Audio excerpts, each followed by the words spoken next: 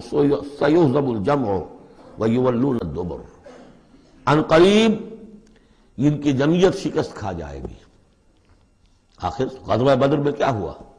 ویولون الدبر، اور وہ پیٹھ دکھائیں گے اور بھاگیں گے۔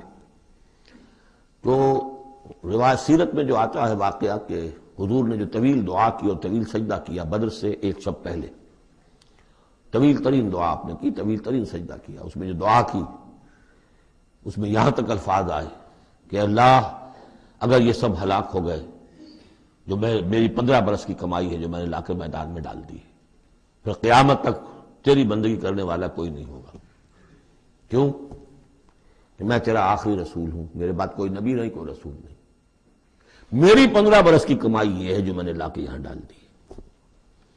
تو اس کے بعد پھر حضرت ابوبکر نے بھی کہا، وہ پہرے پر کھڑے ہوئے تھے کہ بس حسبک حسبک، حضور بس کیجئے بس کیجئے، لیکن عین اسی وقت پھر یہ آپ نے سر اٹھایا تو کہا، یہی آیت پڑھتے ہوئے آپ کی زبان مبارک پر یہ آیت جاری تھی اس وقت، سیہزم الجمع ویولون الدبر، یہ جمعیت جو ہے ہزار کی یہ شکست کھا جائے گی اور یہ سب پیٹھ دکھا کر بھاگیں گے۔